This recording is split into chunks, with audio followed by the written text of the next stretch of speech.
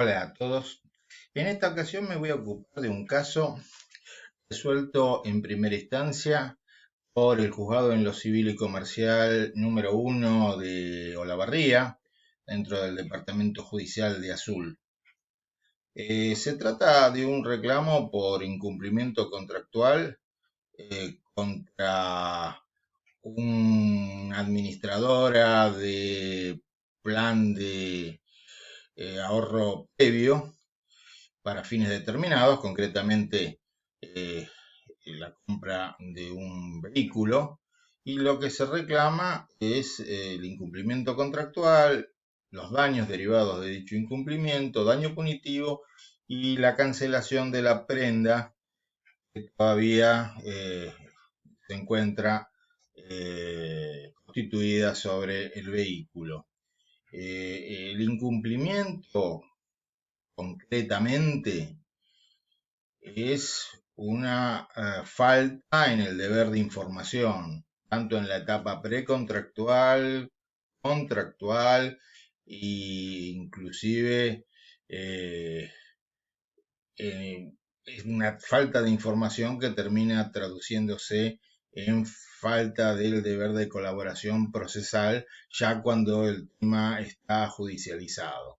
Concretamente, esta falta de información o falta de cumplimiento del deber de información se traduce en el desconocimiento por parte de la actora de cuál es el precio del contrato, cuál es el precio de las cuotas y cuáles son básicamente las características esenciales de la contratación. Por supuesto que el caso queda encuadrado como un contrato de consumo y hasta acá ustedes me podrán decir, bueno, es un caso más de los muchísimos casos que hay y como si fuera poco, es una sentencia de primera instancia. Y además les aclaro, no está firme, ha sido apelada. Entonces, bueno, ¿cuál es la relevancia? La relevancia en este caso entiendo que está dada por dos cuestiones muy importantes que vamos a ver a continuación. Voy a empezar, si se quiere, por el final, porque la jueza interviniente tuvo por acreditada la absoluta falta, el absoluto incumplimiento en el deber de información. También ponderó la ausencia de colaboración procesal en términos de no facilitar ninguna información, por ejemplo, para la pericia contable. Y desde ese punto de vista, el incumplimiento, como les digo, quedó concretamente acreditado. Y basándose, por un lado, en lo peticionado por la actora y por otro lado, en el dictamen del agente fiscal que la jueza hizo suyo, dispuso como mandato preventivo, entre otras decisiones, por supuesto, de la sentencia, dispuso como mandato preventivo que en el término de 120 días la demandada Planóvalo tiene que revisar su normativa y readecuarla a fin de que refleje el cumplimiento de la ley 24.240, la ley de defensa del consumidor, más determinados artículos del Código Civil y de la Constitución Nacional. Concretamente, lo que le está diciendo la juez a la demandada es, tiene que modificar el contrato para cumplir en ese contrato con el deber de información y para cumplir además con los requisitos establecidos en el artículo 36 de la Ley de Defensa del Consumidor, que, como ustedes sabrán, plantea una serie de contenidos mínimos que tiene que tener aquel contrato de financiación de créditos para financiación o de concesión de créditos para consumo. básicamente se sostiene en esta sentencia, haciendo lugar, compartiendo, mejor dicho, el dictamen del agente fiscal, que el contrato de plan de ahorro no cumple con las prescripciones del artículo 36 de la Ley de Defensa del Consumidor. Es decir, no está adecuado a los preceptos de esa norma, aun cuando, como sabemos, se trata de un contrato de financiación para la adquisición de bienes de consumo y por lo tanto tendría que cumplir con el artículo 36.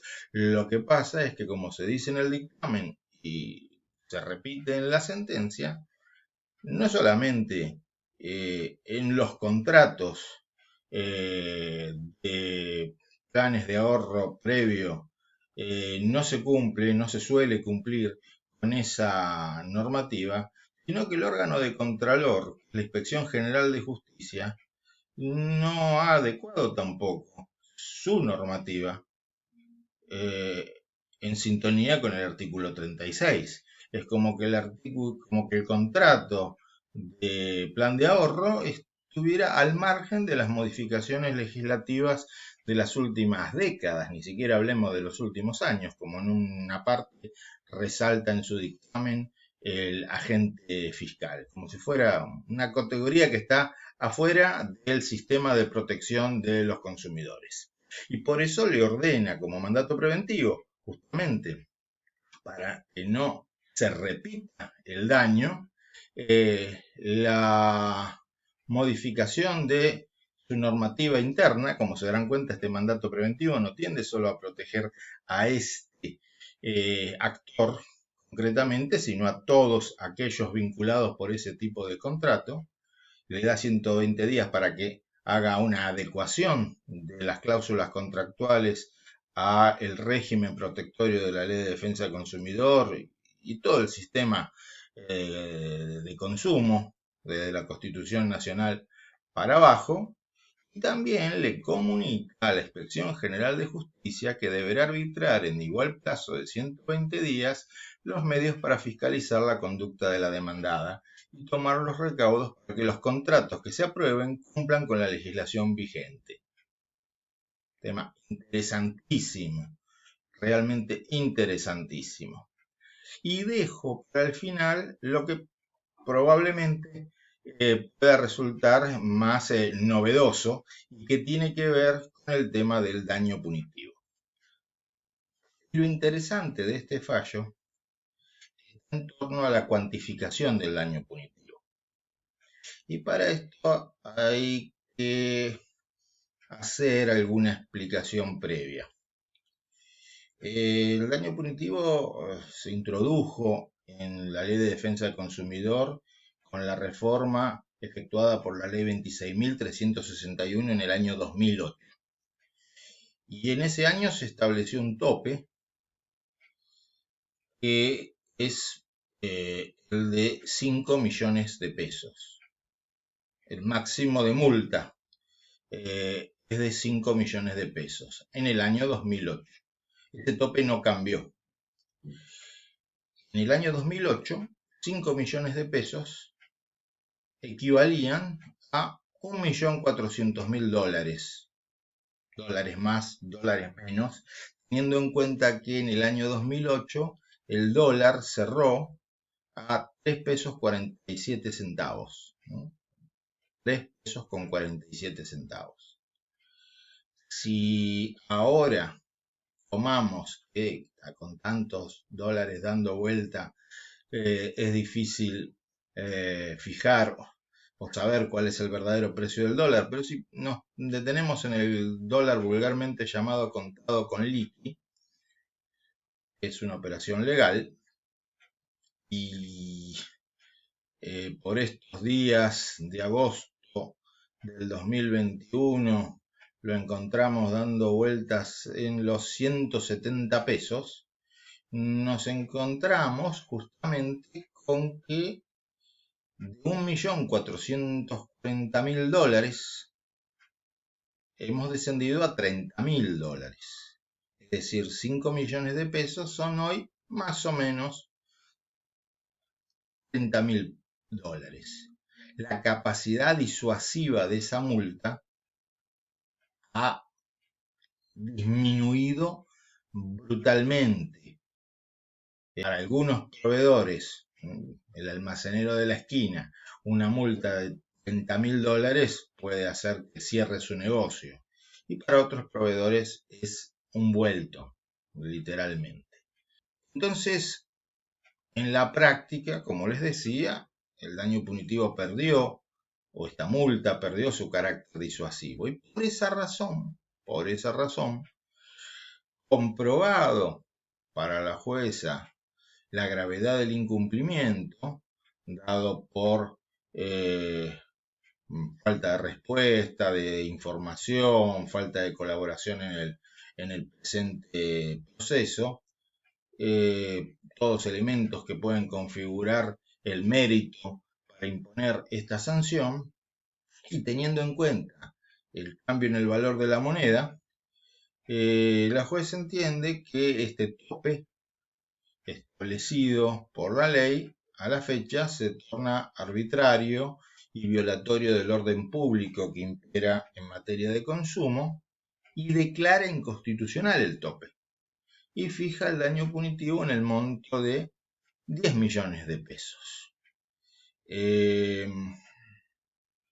Por supuesto, veremos qué pasa en Cámara, y este es un tipo de caso que por sus características puede llegar a terminar en la Corte Suprema de Justicia de la Nación, pasando primero por la Suprema Corte Provincial. Espero les resulte interesante este fallo. Veremos cómo sigue esta historia en los próximos meses o años, y nos encontramos en el próximo video. Muchas gracias.